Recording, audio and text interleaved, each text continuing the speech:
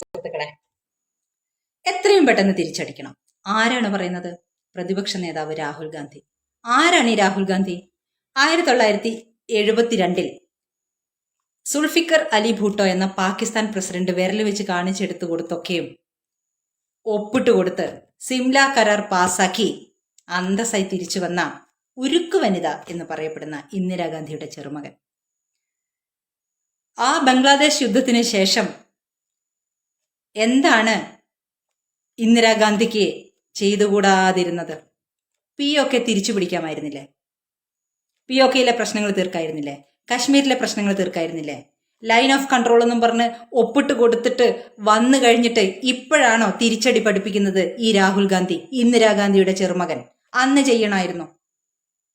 ഈ ആമുൽ ബേബി എന്ന് തോന്നിപ്പിക്കുന്ന മുഖവും കൊണ്ട് ഈ വിഷം വമിപ്പിക്കുന്ന രാഹുൽ ഗാന്ധി എന്ന മനുഷ്യൻ അന്താരാഷ്ട്ര വേദികളിൽ ഭാരതത്തിന് എതിരായിട്ട് മാത്രമേ പറഞ്ഞിട്ടുള്ളൂ. ഈ സ്റ്റേറ്റിന് എതിരായിട്ടാണ് ഞങ്ങൾ പ്രവർത്തിക്കുന്നത് എന്നുള്ളതാണ് രാഹുൽ ഗാന്ധി പറഞ്ഞത്. സ്റ്റേറ്റ്, ഈ രാജ്യത്തിന് എതിരായിട്ടാണ് പ്രവർത്തിക്കുന്നതെന്ന് അന്താരാഷ്ട്ര വേദികളിൽ പറഞ്ഞിട്ടുള്ള പ്രതിപക്ഷ നേതാവാണ് രാഹുൽ ഗാന്ധി. ഇപ്പോൾ എന്നിട്ട് തിരിച്ചടിക്കണമെന്ന്. ഇയാളുടെ അപ്പൂപ്പൻ നെഹ്റു ചെയ്ത ഹിമാലയൻ ബ്ലണ്ടറുകൾ ഉണ്ടല്ലോ, അതുകൊണ്ടാണ് UN ഈ കശ്മീർ പ്രശ്നം എത്തിയത്. അന്ന് ഉരുക്കു മനുഷ്യനായ ആ പട്ടേലിനെ പറഞ്ഞിട്ട് ഈ കാശ്മീരും POKയും ഒക്കെ അന്നേ പിടിച്ചടക്കിയിരുന്നെങ്കിൽ ഈ ഭാരതത്തിന് ഇന്ന് ഈ പ്രശ്നങ്ങളൊന്നും ഉണ്ടാവുകയില്ലായിരുന്നു. ഈ ഭാരതത്തിന്റെ ഇന്നത്തെ പ്രശ്നങ്ങൾ മുഴുവനും ഉണ്ടാക്കിയത് ഈ നെഹ്റുവാണ്. കാശ്മീരിലെ ചോരയും വിയർപ്പും കണ്ണീരും ഒക്കെ ചിന്തുന്നത് നെഹ്റു കാരണമാണ്. ഇത് ഞാൻ ഫേസ്ബുക്കിൽ വന്ന കാലം മുതൽ ഞാൻ പോസ്റ്റിട്ട് ഇതിന് തെറിവിളി ഞാൻ കേട്ടുകൊണ്ടിരിക്കുന്നതുമാണ്. ഈ കാശ്മീരിലെ കണ്ണീരിനും ചോരയ്ക്കും ഒറ്റ കാരണക്കാരൻ ഈ നെഹ്റുവാണ് എന്നുള്ളത്. ഇദ്ദേഹം ചെയ്തതോ ഇന്ത്യ ചീന ഭായി ഭായി എന്ന് പറഞ്ഞുകൊണ്ട് ചൈനയ്ക്ക് ഇന്ത്യക്ക് ലഭിക്കേണ്ടിയിരുന്ന UN സ്ഥിരാംഗത്വം അങ്ങ് നീട്ടിക്കൊടുത്തു. അതും കൊടുത്തു.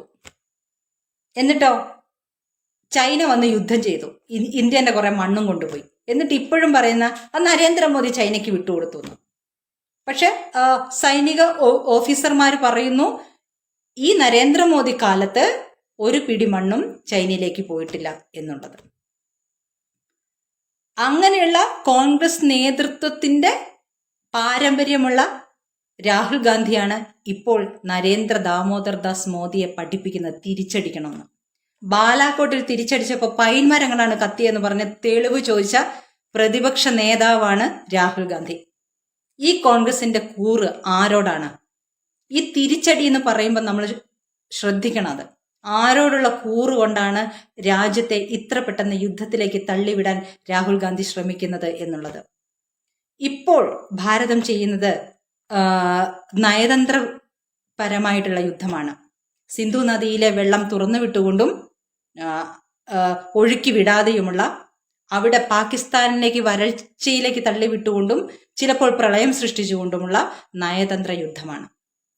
അതിൽ പാകിസ്ഥാൻ അടിമുടി ഉലഞ്ഞു പോകുമെന്നും ചിലപ്പോൾ വേരറ്റ് പോകുമെന്നും ഒക്കെ രാഹുൽ ഗാന്ധിക്ക് നല്ല ബോധ്യമുണ്ട്.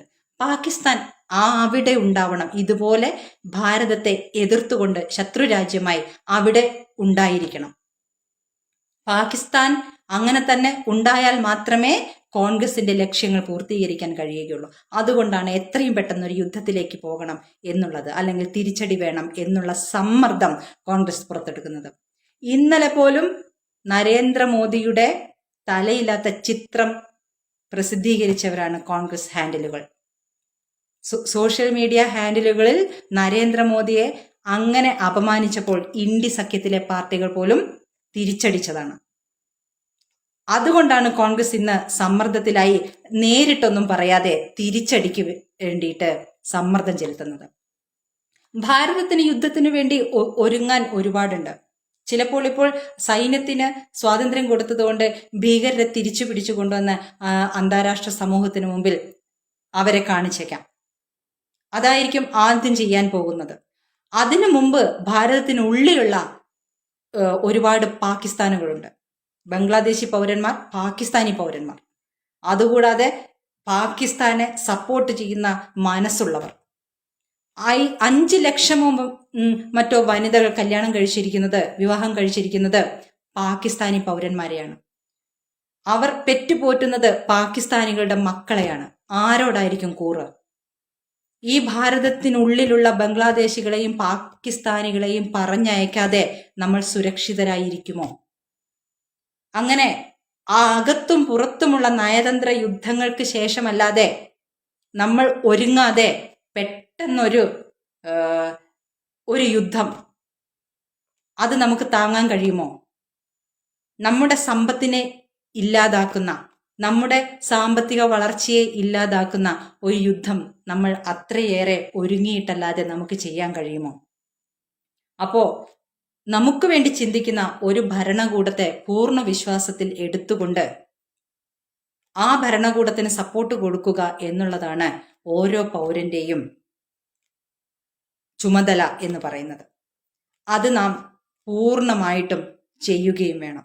കാരണം ഇത് തീരുമാനിക്കേണ്ടത് ഭരണകൂടമാണ്. അവർക്ക് ഈ രാജ്യത്തോട് ആത്മാർത്ഥതയുണ്ട് എന്ന് നാം പൂർണ്ണമായും വിശ്വസിക്കണം. അതാണ് നാം ആദ്യം വേണ്ടത്. മറ്റുള്ള ഈ തിരിച്ചടി എന്നൊക്കെയുള്ള സമ്മർദ്ദങ്ങളിലേക്കും വെല്ലുവിളികളിലേക്കും ഒട്ടും പോകാതെ ഭാരതം വളരെ സൂക്ഷ്മമായി നിരീക്ഷിച്ചുകൊണ്ട് എടുക്കുന്ന തീരുമാനങ്ങളെ നമ്മളും സപ്പോർട്ട് ചെയ്യണം. ഓരോ പൗരനും ഇപ്പോൾ ചെയ്യാനുള്ളത് അതാണ്. മറ്റ് സമ്മർദ്ദങ്ങളിലും വെല്ലുവിളികളിലും നാം ഒരിക്കലും വീണു പോകരുത്. ഭരണകൂടത്തെ സമ്മർദ്ദത്തിൽ ഒരിക്കലും ആക്കരുത്. ഇതാണ് നാം ചെയ്യേണ്ടത്. രാഷ്ട്രായ സ്വാഹ ഇദം നമഃ. നരേന്ദ്രമോദി ഗവൺമെന്റ് ചെയ്തിട്ടുള്ള സമാനതകളില്ലാത്ത പരിഗണനയെക്കുറിച്ച് ഒരു 2 വാക്ക് പറയാൻ മുഖ്യമന്ത്രി തയ്യാറാക്കണം എന്ന് ഞങ്ങൾ അഭ്യർത്ഥിക്കുന്നു. അതല്ലേ പ്രതീക്ഷിക്കുന്നത് രാഷ്ട്രീയമല്ല. ഈ രാഷ്ട്രീയം പറയുന്നതാണ് കേരളത്തിൽ അർഹതപ്പെട്ട പല പദ്ധതികളും മുടങ്ങിപ്പോകുന്നത്. സംസ്ഥാന സർക്കാരിന്റെ സങ്കുചിതമായിട്ടുള്ള രാഷ്ട്രീയം കൊണ്ട് കേരളത്തിന്റെ വികസനമാണ് ഇല്ലാതാകുന്നത്. അത് അവസാനിപ്പിക്കാൻ വേണ്ടി തയ്യാറാക്കണം. 10 വർഷത്തെ നരേന്ദ്രമോദി ഗവൺമെന്റ് കീഴിൽ സാമൂഹിക സുരക്ഷാ പദ്ധതികൾ, അതിന്റെ ഏറ്റവും വലിയ ഗുണഭോക്താക്കൾ കേരളമാണ്. സംസ്ഥാന സർക്കാർ നൽകുന്ന സാമൂഹിക സുരക്ഷാ പദ്ധതികളുടെ 10 ഇരട്ടിയാണ് കേന്ദ്ര സർക്കാർ കേരളത്തിന് നൽകുന്നത്.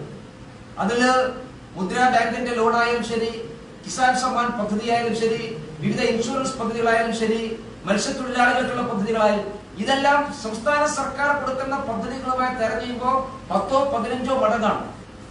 ഇതിന്റെ എല്ലാം ഗുണഭോക്താക്കൾ നമ്മുടെ മലയാളികളായിട്ടുള്ള ആളുകളാണ്. കേരളത്തിലെ ദേശീയപാത വികസനത്തിന് വേണ്ടി കേന്ദ്ര സർക്കാർ ചെലവഴിക്കുകയാണ്. 64,000 കോടിയായിരുന്നു ആദ്യത്തെ തുക. അത് പൂർത്തിയാകുമ്പോൾ 1,12,086 കോടി രൂപ കേരളത്തിലെ ദേശീയപാത വികസനത്തിന് വേണ്ടി ചെലവഴിക്കും. 4 കോടി ആളുകൾ താമസിക്കുന്ന കേരളം പോലെയുള്ള ഒരു സംസ്ഥാനത്ത് ഇത്രയും വലിയ തുക കേരളത്തിലെ അടിസ്ഥാന സൗകര്യ വികസനത്തിന് വേണ്ടി ഒരു നരേന്ദ്രമോദി ഗവൺമെന്റ് നൽകിയിട്ട് എന്തടിസ്ഥാനത്തിലാണ് മുഖ്യമന്ത്രി കേന്ദ്ര സർക്കാരിനെ കുറ്റം പറയാൻ വേണ്ടി തയ്യാറാക്കുന്നത്? മിനിമം വിഴിഞ്ഞം തുറമുഖം ഉദ്ഘാടനം ചെയ്യുമ്പോൾ ആ വിഴിഞ്ഞം തുറമുഖത്തിന്റെ പൂർത്തീകരണത്തിന് വേണ്ടി വയലബിലിറ്റി ഗ്യാപ് ഫണ്ടിങ്ങും അതിന്റെ ഭാഗമായി 2ാമത് ഓപ്ഷൻ ആവശ്യമായിട്ടുള്ള സാങ്കേതികത്വവും പരിഹരിച്ചുകൊണ്ട് 818 കോടി രൂപ കേന്ദ്രം കൊടുത്തതുകൊണ്ടല്ലേ വിഴിഞ്ഞം പ്രൊജക്ട് 818 കോടി രൂപ അനുവദിച്ചു കൊടുത്തത്? ബഹുമാനപ്പെട്ട മുഖ്യമന്ത്രി ഡൽഹിയിൽ പോയിട്ട് പ്രധാനമന്ത്രിയെ കണ്ടതിന് ശേഷം അല്ലേ ഇത് അനുവദിച്ചത്? ആ നന്ദിയെങ്കിലും കേന്ദ്ര സർക്കാരിനോടും പ്രധാനമന്ത്രിയോടും കാണിക്കാൻ ബഹുമാനപ്പെട്ട മുഖ്യമന്ത്രി തയ്യാറാകണ്ടേ?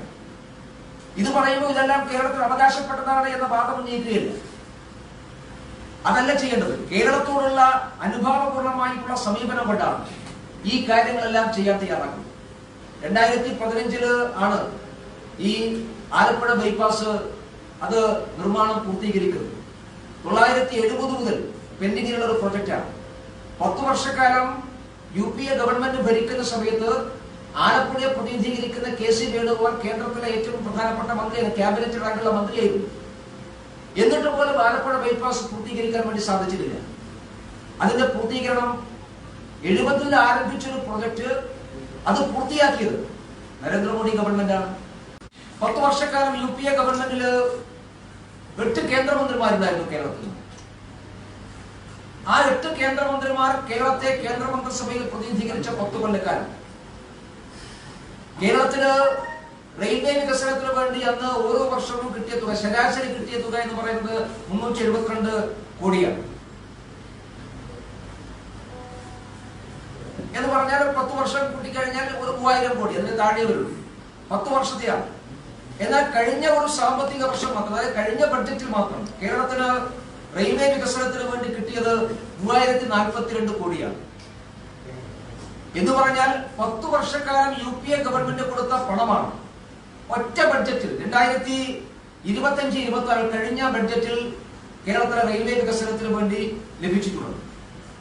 ഇത് അവഗണനയാണോ അതോ പരിഗണനയാണോ എന്ന് മുഖ്യമന്ത്രി പറയാൻ വേണ്ടി തയ്യാറാകണം.